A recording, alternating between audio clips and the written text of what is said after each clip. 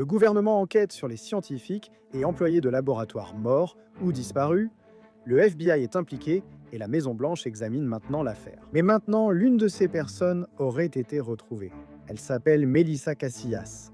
Elle travaillait à Los Alamos. L'endroit où elle aurait été retrouvée et ce qui aurait été découvert avec elle vont susciter encore plus de questions. Mais nous allons essayer de distinguer les faits de la fiction dès maintenant. Bienvenue dans Sidebar, présenté par Law and Crime. Je suis Jesse Weber. Vous savez, en écrivant cet épisode, je regardais la date et je me suis dit « Waouh, la fête des pères approche à grands pas ». Je n'arrivais pas à y croire. Alors, si vous cherchez le cadeau parfait pour tous les papas, découvrez le thermomètre à viande intelligent Chef Cuisance. C'est le secret pour cuisiner comme au restaurant, sans stress. Donc que vous soyez un maître du barbecue expérimenté ou que vous essayiez simplement de faire griller quelques steaks cet été, ce thermomètre intelligent va tout changer. Pourquoi? Fini les cuissons ratées. Fini les approximations du genre « je pense que c'est prêt ». Non, Chef QI vous indique exactement quand votre viande est prête, à chaque étape. Insérez simplement la sonde sans fil, choisissez vos préférences et détendez-vous en attendant les alertes de l'application sans surveiller le barbecue. Elle marche aussi avec four, fumoir, plaque de cuisson, friteuse à air et toutes les protéines, du rôti de bœuf aux ailes de poulet en passant par le saumon. Pour la fête des pères, il est temps de passer à la vitesse supérieure et de cuisiner en confiance. Utilisez le code SIDEBAR pour obtenir 40% de réduction sur tout le site chefic.com. Il y a donc une grande nouveauté dont nous devons parler. Et d'ailleurs, je dois dire que je reviens tout juste de CrimeCon à Las Vegas. Vous êtes les meilleurs. Vous êtes vraiment les meilleurs. Merci beaucoup pour vos gentils mots et de nous suivre ici sur Sidebar. Vous vous investissez dans ces histoires. Vous appréciez ce que nous faisons et celle-ci en fait partie. C'est l'une des histoires dont, lorsque je vous parlais là-bas, vous vouliez en savoir plus. Parlons-en, d'accord, cette affaire. Vous avez un randonneur qui marche dans la forêt nationale de Carson, rien d'inhabituel. Et puis là, il trouve quelque chose que personne n'attendait, des restes humains. Et à côté de ces restes humains, un pistolet a été retrouvé. Les restes sont identifiés comme étant ceux de quelqu'un dont nous avons déjà parlé ici sur Sidebar, Melissa Casillas, une assistante administrative au laboratoire national de Los Alamos, disparue depuis près d'un an. Et sa disparition en juin 2025 était étrange dès le début, n'est-ce pas? Son téléphone, elle en avait plusieurs, était resté à la maison. L'un d'eux avait été réinitialisé aux paramètres d'usine. Son sac à main, ses clés, tout était encore là. Elle a été vue marchant le long d'une autoroute, puis plus rien jusqu'à maintenant. Cette découverte soulève de nombreuses questions. Comment s'est-elle retrouvée à 10 km de chez elle, en pleine forêt nationale? Pourquoi une arme de poing était-elle avec ses restes? Et pourquoi, selon sa famille, a-t-elle été retrouvée dans une zone qui avait déjà été fouillée? Melissa Casillas n'était ni générale ni experte en astronautique, mais travaillait dans un laboratoire gérant des secrets nucléaires sensibles. Son affaire fait désormais partie d'une histoire plus vaste, ayant attiré l'attention du FBI, de la Maison-Blanche et du comité de surveillance de la Chambre. On suit cette histoire depuis le début, n'est-ce pas? La scientifique disparue, le général à la retraite qui s'est volatilisé, les théories qui circulent. Mais revenons à Melissa et à ce que cette évolution nous révèle. Parce que, selon la police d'État du Nouveau-Mexique, le 26 juin 2025, elle ne se présente pas au travail au laboratoire national de Los Alamos. Elle ne rentre pas chez elle cette nuit-là. Son mari Marc, aussi employé du laboratoire selon NBC News, dit aux enquêteurs qu'elle l'a déposé plus tôt et qu'elle partait accomplir une tâche professionnelle ailleurs dans le laboratoire. Il affirme qu'elle n'est jamais revenue. Sa famille va chez elle et trouve toutes ses affaires, dont son sac, ses clés, ses papiers et ses téléphones, tout laissés là. L'un des téléphones a encore été réinitialisé et effacé. Le même après-midi, une connaissance de la famille aperçoit Melissa marchant vers l'est sur la route d'État 518, une autoroute qui traverse les montagnes au nord-est de Taos. C'est la dernière fois qu'elle a été vue de façon confirmée. Des images de vidéosurveillance existeraient. La police d'État enquête n'excluant pas un acte criminel, mais un porte-parole évoque aussi une possible disparition volontaire. Et près d'un an passe sans que nous n'entendions rien. Et ensuite, on arrive au 28 mai de cette année. Un randonneur aurait découvert des restes humains dans la région de McGaffey Ridge, dans la forêt nationale de Carson. C'est à environ 10 km de la maison de Melissa et une arme de poing est retrouvée à côté des restes. Le bureau du médecin légiste identifie formellement les restes comme étant ceux de Melissa Casillas. Je vais d'ailleurs inviter Ashton Pack pour savoir comment ils ont confirmé qu'il s'agissait de Melissa, la cause et les circonstances du décès. J'ai de nombreuses questions. Sa famille a publié une déclaration en ligne contenant des informations potentiellement importantes à discuter. Je l'ai déjà mentionné parce qu'il est écrit, je cite, « Nous confirmons que les restes retrouvés à Rio Chiquito sont ceux de Melissa ». D'autres informations viendront. Mais ce que nous pouvons vous dire maintenant, c'est qu'elle a été retrouvée dans une zone déjà fouillée auparavant.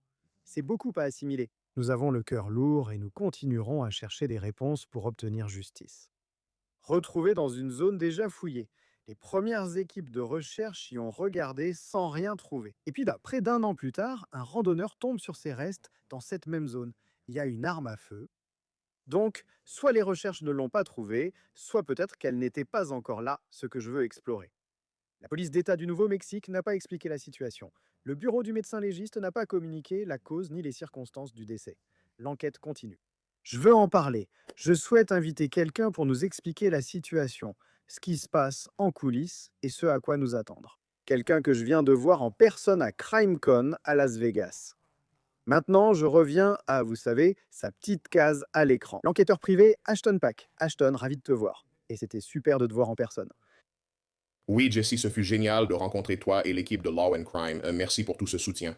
Très bien, passons en revue cela avec plaisir. Tout d'abord, comment penses-tu qu'ils l'ont identifié? Rappelle-toi, c'est le bureau du médecin légiste qui a confirmé qu'il s'agissait de Cassius. Comment savait-il que c'était Mélissa? Eh bien, je vais prendre un risque et dire qu'ils ont probablement pu obtenir un échantillon d'ADN, et puis il y a aussi les dossiers dentaires qui sont souvent utilisés. Je sais qu'une arme à feu a été retrouvée à proximité du corps. C'est un autre élément pour tenter de recouper ou d'identifier son corps. Si ce n'était pas le cas, et nous allons en parler un peu plus, je ne connais pas l'état de son corps. Je ne connais pas l'état de décomposition s'il y en avait un.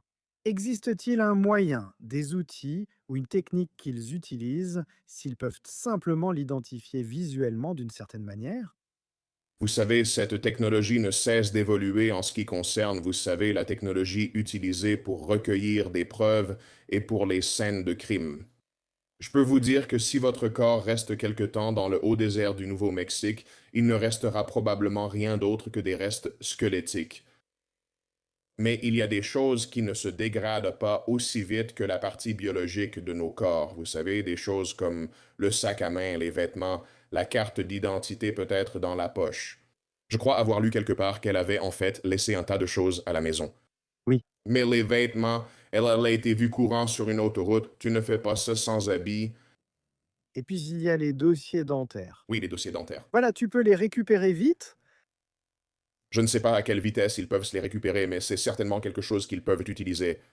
Vous savez, je dis toujours qu'on aime atteindre 100% quand on est dans les forces de l'ordre. Lorsque j'étais policier et menais des enquêtes, on atteignait parfois 95% rapidement, mais il fallait encore quelques jours ou semaines pour atteindre 100% ou identifier un corps.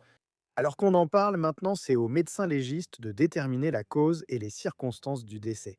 J'imagine que ça va être compliqué. Peut-être, peut-être pas. Parler du pistolet, c'est supposer ce qui lui est arrivé. Mais si tu parles de l'état de décomposition ou des restes, à quoi faut-il penser concernant la cause et les circonstances du décès et comment vont-ils le déterminer? En lisant tout, et selon ma formation et mon expérience, j'ai le pressentiment que cette jeune femme a choisi de mettre fin à ses jours.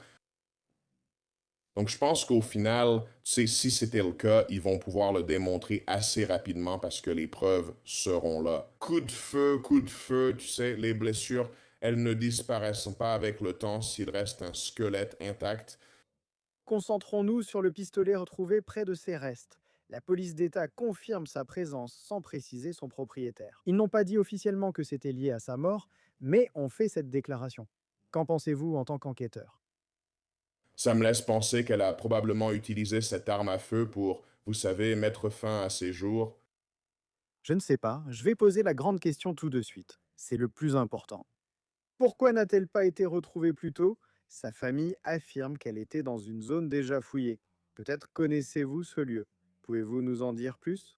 Mais juste pour que tout le monde sache, et pour donner une idée à tout le monde, je viens de lire ceci dans People Magazine. Il s'agissait de recherches d'une ampleur considérable. Il y avait des centaines de bénévoles, il y avait les autorités, il y avait des membres de la famille. Ils la cherchaient en tous. Il y a eu une mobilisation sur les réseaux sociaux pour essayer de la retrouver. Une page GoFundMe a été créée pour collecter des fonds ici. Comment se fait-il qu'elle n'ait pas été retrouvée plus tôt? Eh bien, quand on parle d'endroits comme le Nouveau-Mexique, d'immenses zones rurales, de hauts déserts, vous savez, des centaines de milliers d'acres de terres non développées, ce n'est pas vous Il est très difficile de, vous savez, d'affirmer avec 100% de certitude que la recherche a été. Même avec une recherche exhaustive, on peut rater cette potentielle aiguille dans une botte de foin.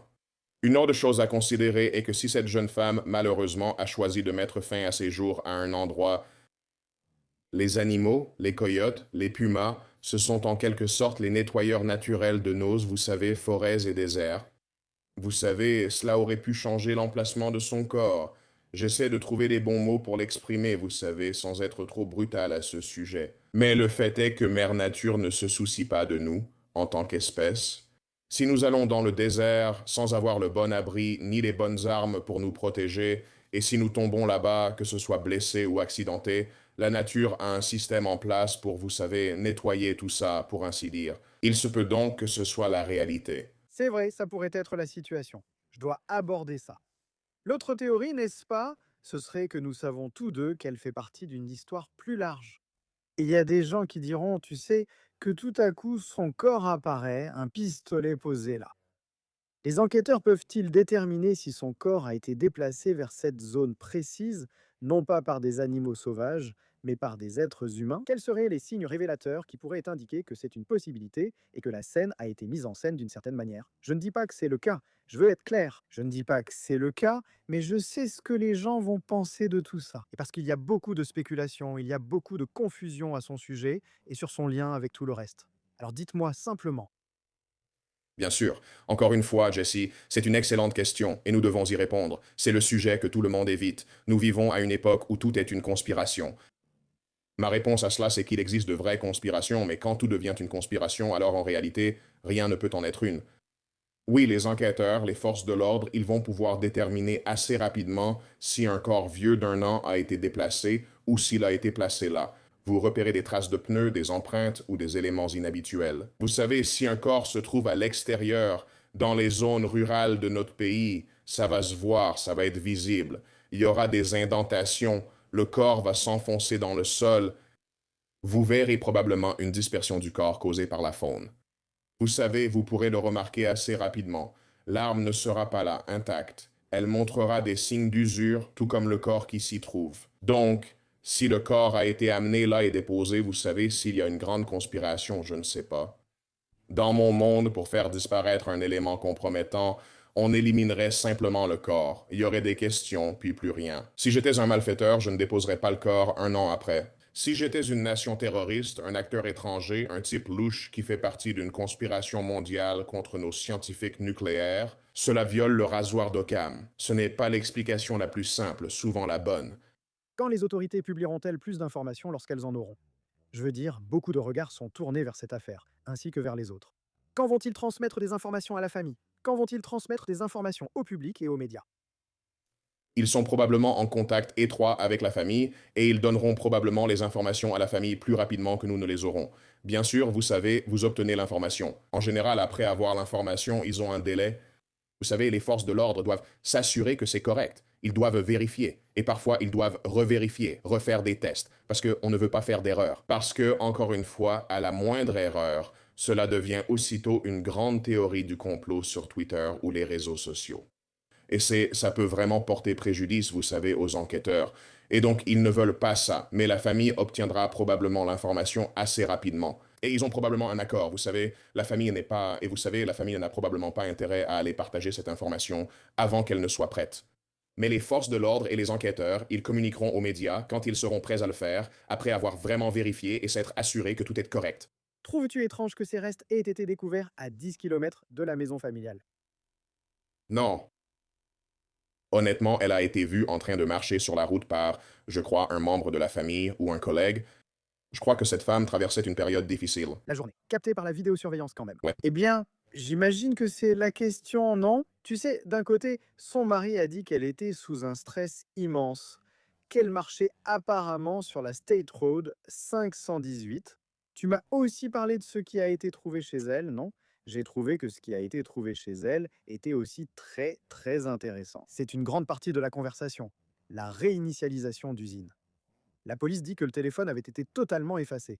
Et tu sais, c'est ce qui te pousse à croire que c'était auto-infligé. Eh bien, je veux dire, Tu sais, elle est, tu sais, située dans un état d'esprit suicidaire, supposons-le un instant. Peut-être qu'elle veut que ce soit aussi, tu sais, facile pour mon mari de recoller les morceaux, donc je ne le ferai pas à la maison. Je vais réinitialiser le téléphone pour qu'il puisse être, tu sais, peut-être revendu ou simplement remis à neuf et que, tu sais, elle s'efface un peu d'une certaine manière. Tu sais, il y a une multitude de pistes psychologiques à explorer sur ce sujet. Les enquêteurs auront sûrement plus d'informations. Il y a sûrement des choses que nous ignorons sur ce qu'il y avait aussi dans la maison et sur ce qui s'est passé. Mais elle subit une pression et un stress énormes. Tu sais, elle dit, je dois aller dans une autre partie du labo pour d'autres travaux. Et plus tard dans la journée, on la voit marcher sur la route. Donc moi, personnellement, d'après tout ce que je vois, tu sais, je suis à 85-90% convaincu qu'elle a choisi de mettre fin à ses jours. Et c'est vraiment, vraiment une situation très malheureuse pour sa famille. Et pour toi, il n'est pas inhabituel que quelqu'un comme elle fasse ça sans donner aucun signe avant-coureur à sa famille. Un adieu d'une certaine sorte, un mot, attendre un peu plus longtemps pour un câlin. Laisser un indice sur ce qu'elle allait faire. Ça ne te surprendrait pas. Eh bien, elle a peut-être laissé un mot et ils n'ont tout simplement pas encore communiqué l'information. Ou peut-être qu'elle a laissé quelque chose, tu sais, pour dire au revoir, mais pas de façon traditionnelle. Non, ça ne me surprend pas, Jessie. Les gens prennent ce genre de décision tous les jours. Elle se trouve simplement être une scientifique de haut niveau, tu sais, avec une habilitation de sécurité, travaillant dans un domaine critique pour la sécurité nationale de notre pays. C'est malheureux. Je pense qu'il y a beaucoup de... Tu sais, j'ai travaillé dans l'administration, j'ai travaillé dans des groupes de travail fédéraux et aussi au sein de la communauté du renseignement, pas seulement comme enquêteur ou policier, et il y avait beaucoup de pression parce qu'il y a tellement de menaces dehors. Il se passe tellement de choses que le citoyen lambda, monsieur ou madame, tout le monde, ils ne s'en rendent tout simplement pas compte. Donc, je connais beaucoup de gens qui travaillent dans la communauté du renseignement et dans les milieux fédéraux et ils portent le poids du monde sur leurs épaules, tu sais, parce qu'il y a vraiment des individus dangereux qui veulent faire du mal à notre pays, à nos familles et à nos enfants. Et cette responsabilité repose sur leurs épaules de bien faire les choses. Tu sais, les méchants peuvent réussir une seule fois. Nous, on ne peut jamais se tromper. On ne peut jamais avoir tort. Tu sais, je dis toujours à mes policiers et à mes formateurs quand je donnais des formations, vous n'avez pas le droit à l'erreur. Eux, ils peuvent se tromper. Ils peuvent avoir tort. Mais s'ils réussissent une seule fois, c'est la dévastation totale. Donc, Ashton, peux-tu rester avec moi un instant? Je veux juste remettre ça dans le contexte des autres affaires et des autres histoires que les gens relient à cette affaire, et essayer de voir si on détermine que ce sont bien ces restes. Et disons que tu as raison, ou que ta théorie ou ta conviction à ce stade est correcte, qu'elle s'est fait ça à elle-même. Je veux savoir comment cela va influencer l'enquête sur les autres affaires. Laisse-moi expliquer. Reste avec moi. Comme dit, selon la commission de surveillance de la Chambre, la disparition de Melissa faisait partie de plusieurs cas impliquant des personnes liées à Los Alamos. C'est encore la recherche de l'armée de l'air sur des technologies classifiées. Certains sont morts ou portés disparus, assez pour que la commission de surveillance de la Chambre interroge. Et selon le communiqué de presse d'avril 2026 de la commission, au moins 10 personnes ayant des liens avec les secrets nucléaires américains ou la technologie des fusées étaient soit mortes, soit portées disparues ces dernières années. Et à la fin de ce mois-là, le député Eric Burlison a porté ce nombre à 13. Le communiqué de la commission déclarait: ces décès et disparitions pourraient menacer gravement la sécurité nationale des États-Unis et le personnel américain ayant accès à des secrets scientifiques. Et le FBI a annoncé qu'il menait l'effort pour rechercher ces liens. La Maison-Blanche a déclaré qu'elle enquêtait. Donc Ashton, tu as ça, tu as ces multiples enquêtes, n'est-ce pas? Tu as l'enquête de la commission de surveillance de la Chambre. Tu as le FBI impliqué. Tu as la Maison-Blanche qui s'y intéresse. Tu observes tout cela. En quoi la mort de Mélissa, et peut-être la découverte de ses restes, affecte-t-elle les autres affaires? c'est une excellente question. Je veux dire, au final, le FBI sera l'agence principale chargée de l'enquête et il fournira les informations et les renseignements aux commissions de surveillance ainsi qu'à la Maison-Blanche. Je pense que le FBI, ce sera une évidence pour eux de prendre cette affaire en main et de l'examiner minutieusement, à la loupe et au microscope, comme ils le devraient. Comme je l'ai dit plus tôt en évoquant ces scientifiques disparus et les personnes liées à notre sécurité nationale, une enquête est absolument nécessaire. Je pense qu'il doit absolument y avoir une enquête parce que nous devons savoir, sans l'ombre d'un doute, qu'il n'y a pas d'État étranger ou quoi que ce soit de ce genre impliqué ici. Des organisations terroristes, des acteurs étrangers, des États étrangers qui essaient d'accéder à nos secrets. Encore une fois, les États-Unis d'Amérique sont tellement avancés technologiquement qu'à moins que ce soit une histoire de vengeance, je ne vois pas ce que cela vous apporterait de vous en prendre à 13 scientifiques. La capacité d'améliorer ou de réduire notre aptitude à mener des recherches sur la technologie nucléaire et à fabriquer des armes nucléaires ou d'autres armes avancées, ce n'est peut-être même pas du nucléaire. Nous sommes très avancés technologiquement. Certaines choses sont si évoluées que les voir reviendrait à offrir un iPhone à un homme de Néandertal. Vous savez, on regarderait ça et on se dirait, parfois, bon, je pense que ce que nous voyons dans le ciel et que nous ne pouvons pas expliquer ces choses si anormales, ça pourrait vraiment être quelque chose d'absolument inexplicable, mais je pense que parfois c'est notre propre technologie.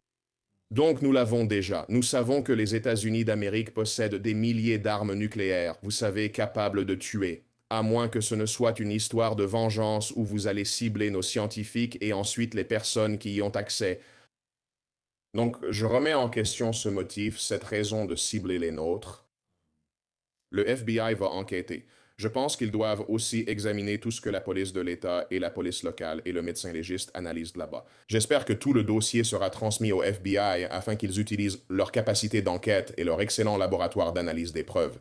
J'espère qu'ils aideront et examineront l'affaire de leur point de vue pour confirmer que cette jeune femme a, selon moi, malheureusement fait ce que je crois. Permettez-moi de clarifier car j'aimerais votre avis sur un autre point. Ces affaires s'étendent sur plus de 3 ans et concernent plusieurs États. Les circonstances sont très variées. Il y a Michael David Hicks, un scientifique du JPL de la NASA, qui étudiait les comètes et les astéroïdes. Il est décédé en 2023. La cause du décès n'a jamais été révélée. Monica Reza, ingénieure en aérospatiale, a disparu pendant une randonnée en Californie. Son travail était financé par le laboratoire de recherche de l'armée de l'air américaine. Nuno Larrero, physicien spécialiste de la fusion au MIT, a été tué.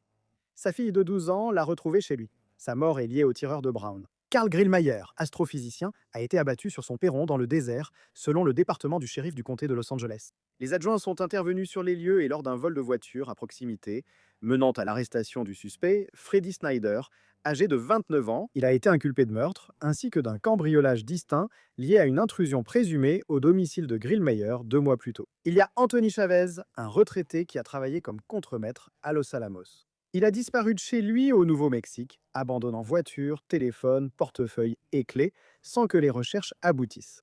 Stephen Garcia, sous-traitant du gouvernement au Kansas City National Security Campus, fabrique des composants non nucléaires pour les armes nucléaires. Vu pour la dernière fois quittant son domicile à Albuquerque à pied, n'emportant qu'un pistolet. Jason Thomas, chercheur pharmaceutique, son corps a été, selon la police, retrouvé dans un lac du Massachusetts. La police affirme qu'elle ne soupçonnait pas d'actes criminels. Tu regardes tous ces noms, Ashton, tu en as parlé un peu. Tu restes sceptique à l'idée de tout regrouper, même si ça ne t'étonnerait pas que certains fassent le lien ou se demandent ce qui se passe ici. Oui, ça ne me surprend pas du tout. Et quand tu regardes ça avec une vue d'ensemble, tu sais, bah, ça semble évident que ça pourrait être lié et que ça devrait absolument faire l'objet d'une enquête. Et je crois vraiment que nous, tu sais, bah, je crois vraiment que le FBI devrait et va enquêter sur tout ça. Mais encore une fois, je pense que dans beaucoup de ces cas, un contremaître à la retraite, pourquoi? Quel serait le mobile pour ça? À moins que ce soit une histoire de vengeance, et encore une fois, qu'est-ce qu'un contremaître a à voir là-dedans, en réalité? Il a une habilitation de sécurité parce qu'il a accès et qu'il est proche de documents classifiés. Quel serait le mobile pour faire du mal à cet homme, tu vois? Maintenant, tu sais, ce type tué dans le couloir ou à l'entrée de son appartement, les adjoints du shérif ont arrêté quelqu'un et l'ont inculpé pour meurtre. Bien sûr, attendons d'avoir les détails de l'affaire, laissons la procédure suivre son cours devant le tribunal, et j'espère que le FBI pourra intervenir et mener une enquête approfondie, creuser un peu dans les antécédents. Un État étranger a-t-il utilisé ce type comme bouc émissaire? On sait que le gouvernement iranien a déjà utilisé des boucs émissaires et des intermédiaires pour faire le sale boulot. Ils ont déjà monté des complots dans ce pays auparavant. Le FBI pourra déterminer cela une fois l'enquête terminée et l'affaire jugée au tribunal. Donc oui, à un niveau très élevé, quand tu prends un peu de hauteur et que tu vérifies, que tu vois ces histoires sur les réseaux sociaux, oui, ça paraît vraiment étrange. On dirait qu'il pourrait y avoir une sorte de complot en cours. Je conseille juste aux gens de creuser davantage et de laisser les enquêteurs travailler. Et j'espère vraiment que les enquêteurs du FBI pourront creuser davantage, utiliser leur technologie. Ils disposent de certaines des technologies les plus avancées en matière d'analyse de données. Laissons les armées d'analystes du FBI commencer à intégrer toutes les données et à rédiger un rapport de retour d'expérience ou un certain type de rapport qui pourra ensuite être transmis à la Maison-Blanche, au comité de surveillance, afin de répondre à ces questions. Encore une fois, est-ce que nous allons obtenir une réponse à chaque question? Je ne sais pas, ce sera difficile. Comme je l'ai dit, parfois on atteint 98 ou 99%, mais peut-être pas 100%. Mais si les enquêteurs découvrent que, eh bien, il semble que tout cela soit, vous savez, des actes aléatoires et pas vraiment liés, ou que nous avons ces trois-là ici qui semblent peut-être liés, mais que tout le reste n'était que le fruit du hasard, alors c'est ce que l'enquête révélera. Soyons clairs, celui par qui tout a commencé, un général de l'armée de l'air à la retraite très médiatisé, a quitté son domicile et n'est toujours pas revenu. William Neil McCasland, 68 ans, général de division aérienne à la retraite, 34 ans de service. Il a travaillé sur certaines des technologies les plus sensibles dont dispose l'armée américaine. Ingénierie astronautique, acquisition spatiale, Bureau national de reconnaissance, satellites espions. Il a dirigé le laboratoire de recherche de l'US Air Force à la base Wright-Patterson, Ohio. Encore une fois, c'est la même base dont certains théorisent depuis des décennies qu'elle aurait stocké les débris de l'incident de Roswell. Selon sa femme, McCasland avait accès à des programmes et informations hautement classifiées. Quand un tel homme disparaît sans revenir, cela attire évidemment l'attention. Le 27 février de cette année, pour situer le contexte, la femme de McCasland part à un rendez-vous médical entre 11h et 11h10. De retour, juste après midi, elle constate qu'il a disparu. Son téléphone éteint est sur le comptoir et sa montre connectée reste branchée dans la salle de bain. La chemise qu'il portait quand elle est partie est accrochée dans le placard. Il s'est changé et apparemment il a mis autre chose. Elle ne sait pas quoi. Elle appelle le 911. Elle dit quelque chose qui vous arrête net. Mon mari a disparu D'accord. et ça fait environ 3 heures. Et j'ai quelques indices qui montrent qu'il a sûrement prévu de ne pas être retrouvé. Plus tard, nous avons aussi eu les images des caméras piétons des policiers intervenus. Et dedans, un collègue qui apparemment avait dîné avec McCaslin la veille raconte au détective qu'il n'était pas comme d'habitude.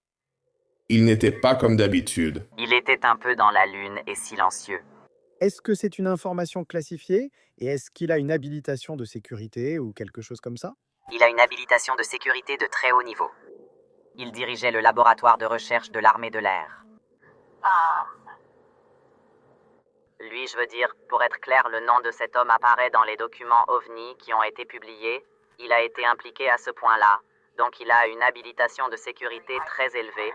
Vous pouvez retrouver le reste des découvertes dans notre précédente analyse des images de caméras piétons, où nous examinons toutes les images disponibles. Mais sur cette chronologie, les semaines sont devenues des mois. Aucune observation, vidéo ni réponse. Le 7 mars, les enquêteurs trouvent un sweatshirt gris de l'US Air Force à 1 mile de chez lui. Mais la famille ne peut confirmer qu'il lui appartient. Au bout de 2 semaines, le bureau du shérif a publié une photo de ce qu'ils pensent qu'il portait. Cette chemise vert clair boutonnée. Ils ont confirmé ce qui manquait, ses bottes de randonnée, son portefeuille, un revolver calibre 38 avec un étui en cuir. À ce jour, à l'heure où je vous parle, le général McCaslin reste porté disparu. Les enquêteurs n'ont pas lié la disparition de McCaslin à la mort de Melissa, faute de preuves. Pourtant, ils gravitent quand même dans la même sphère, non? McCaslin au laboratoire de recherche de l'armée de l'air américaine, Melissa à Los Alamos. Les deux affaires sont devenues partie intégrante de la même conversation publique. Ashton, terminons rapidement à propos de McCaslin. Est-ce que tu penses qu'on va obtenir une réponse là-bas? Et si on obtient une sorte de réponse, comment cela va-t-il changer l'histoire de tout ce dont nous avons parlé? Eh bien, j'espère qu'on pourra découvrir, tu sais, certains des objets que le colonel ou le général portait quand il... Tu sais, si on peut retrouver soit son corps, soit des parties de ce qu'il portait, ou le pistolet avec l'étui. Ça permettrait, tu sais, d'avoir une meilleure idée de ce qui lui est arrivé. Tu sais, laisse-moi te poser cette question, Jesse. Tu es un général à la retraite après 34 ans de service, 2 étoiles, 1, 2, 3 étoiles. Tu es l'un des plus hauts gradés de l'armée de l'air. Tu as été impliqué dans certaines des affaires les plus sensibles et classifiées de ta carrière. Tu sais, tu travaillais pour l'armée de l'air des États-Unis. Tu es, tu sais, un militaire décoré dont la mission est de protéger ce pays. Et puis tu prends ta retraite. Et ensuite, tu sais, peut-être que tu as, tu sais, quelques problèmes de santé mentale. Et tu rencontres des amis et ils te parlent des bonnes choses. Et tu te remémores ces jours de gloire et tout ça, et puis tu dînes avec un ami et c'est comme, ouais, tu ne peux vraiment parler de rien, tu n'es plus là, tu faisais partie d'un cercle restreint, puis tu prends ta retraite. Et il avait probablement encore une habilitation de sécurité à un certain niveau s'il faisait un quelconque travail de consultant. Mais tout à coup, tu ne fais plus partie de ce cercle restreint. Cela peut être très dévastateur pour certains anciens combattants et pour ceux en première ligne pour défendre notre pays. Je vois cela arriver chez les agents des forces de l'ordre. Moi-même, vous savez, on quitte le commissariat après 23 ans et vous savez, on n'est plus là. On n'est plus dans la boucle. Vous n'êtes plus là, vous ne...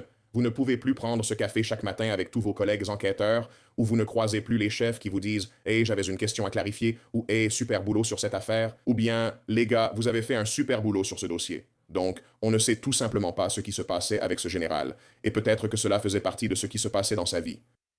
Et encore une fois, il quitte sa maison. Vous savez, là, les circonstances sont clairement suspectes, et je pense que cela devrait faire l'objet d'une enquête. Mais encore une fois, allons plus en profondeur. Essayons de comprendre ce qui se passe réellement ici avant de tirer ses conclusions.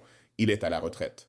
Quel serait l'intérêt de le cibler à part la vengeance s'il travaillait sur un système d'armes avancé, par exemple? Donc, Eh bien, il y a beaucoup d'aspects étranges dans toute cette histoire.